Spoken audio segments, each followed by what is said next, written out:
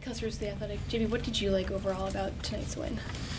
It was, start to finish, some small areas, but the approach was outstanding. Knowing your opponent, understanding how physical the game was going to be, and exceeding that, playing together, carrying the game plan out to a T and doing it together.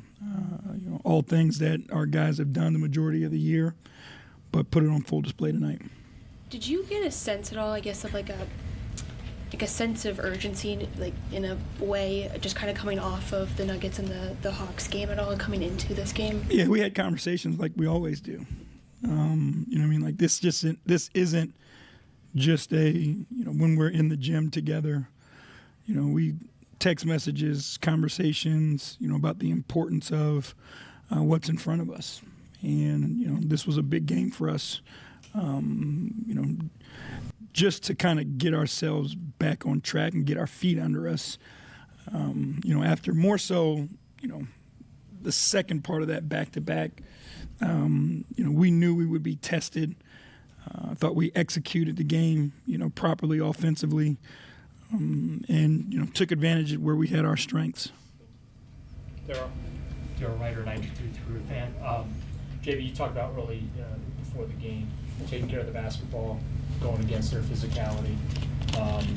Only 13 turnovers. I think he had 30 assists on 40-plus field goals. Just talk about the way you guys took care of the ball and also shared it. Yeah, I think it was 3 in the first half we had.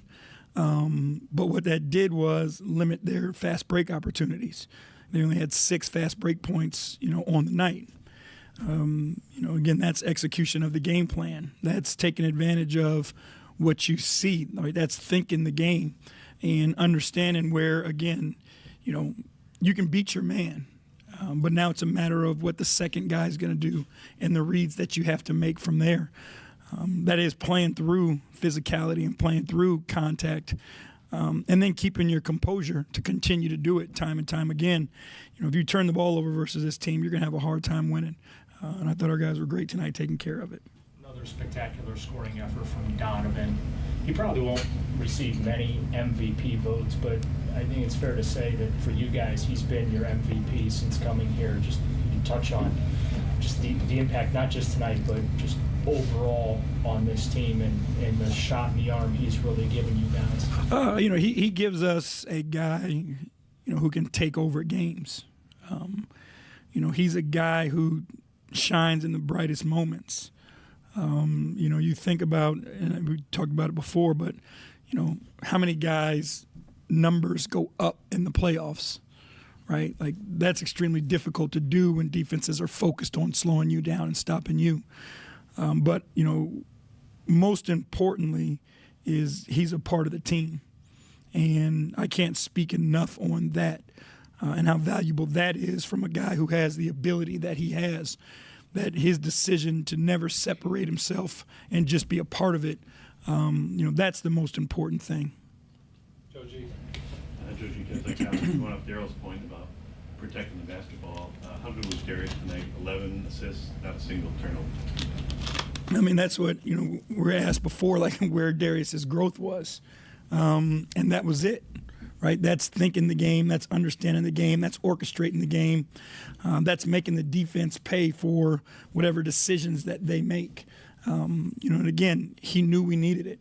I don't know how many plus 39s we've had this year, if any, but that's a dominant performance, that may not always be told in the stat sheet. And Evan took 6 triples tonight. That's a career high for him. Do you have a number for him, or you just trust him to do what he? We just want Evan to play basketball, and if they're going to leave him open, shoot him with confidence. He puts in a ton of time working on it, and I do believe the better he gets there, the more that opens up the floor for everybody. So teams having to worry about him in that spot spaces the floor. People have to be aggressive, and you don't just start taking those in the bigger games. You got to take them to build that habit. Spencer Davies, basketball.com. Joji actually asked what I was going to say. But diversifying his game, Evan being in the corners where he's getting these threes, they're definitely generated that way. What do you see as the advantage of putting him there? Because we usually see Isaac there, you'll see Dean there sometimes, but he hasn't really been in the corner too much this year. It's his first initial thing is to run the floor, right? He runs the floor, he gets flat, and then he gets out to the corners. And we've got to do the job of finding him when he's running early because he has advantages in the post. But when teams work their way back, he gets out to the corner. That's the spacing that we're looking for. We've worked on it a ton. We end up in some isolation situations. Guys have a great idea now of where the ball handler wants them spaced, so where their outlets are. So he knows to get to those corners in those moments too. Joe Varden, The Athletic. You used mostly 8 guys tonight, and you've done that, I think, a lot. Do you envision an 8-man rotation in the playoffs, or would you rather have a 9? I think it will change depending on circumstances. Like tonight with their size, we tried to keep as many bigger guys on the floor as we could. 4 of those 5 starters, I think are going to end up playing heavy minutes.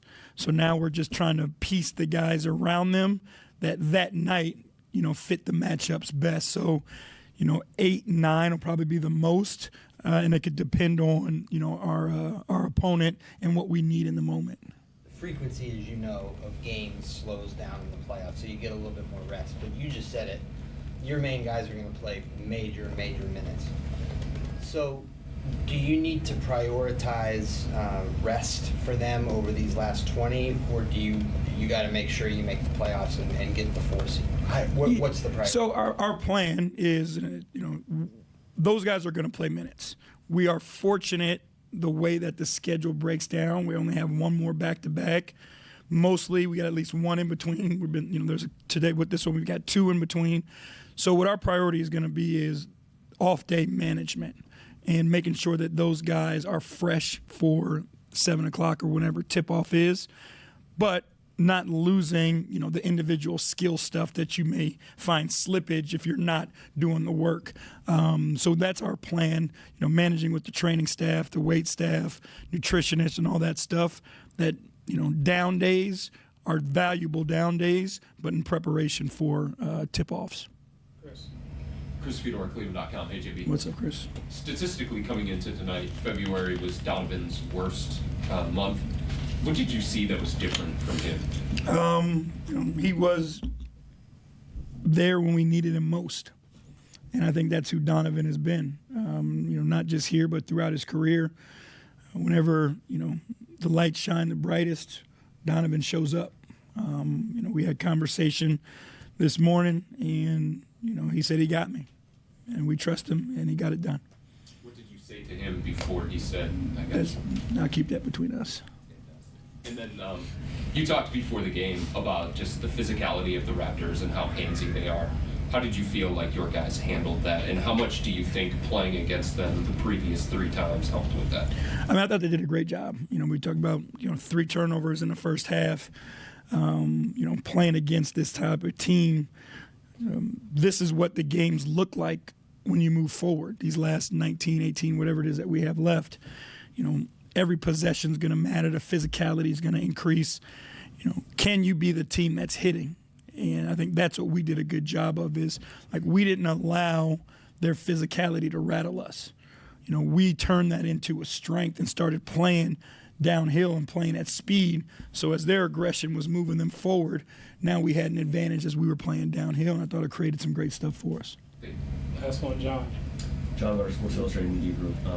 Coach, did they give you any sort of explanation on that foul that was upgraded to the flagrant on Donovan? And then what do you think of your team kind of responding to that? It seemed like it was a smart. Our guys did a good job. I don't want to throw anybody under the no. I don't want to throw anybody under the bus. My challenge guy. But anyway, it was again, it's a judgment call on their part. Again, I don't know how you shoot a layup without lifting your leg up. What the intent was. But, again, I thought Donovan went to go shoot a layup that you're taught in the 3rd grade how to shoot a layup. And then I noticed that was a timeout, I think, in the 3rd quarter. You kind of were specifically out before talking to Donovan and waved J.A. over as he was coming off the floor. Can you share anything about that conversation, kind of what you were thinking? Yeah, again, it's where our mindset needed to be. and what my expectations were of them in that moment. And, they executed them properly. Okay, so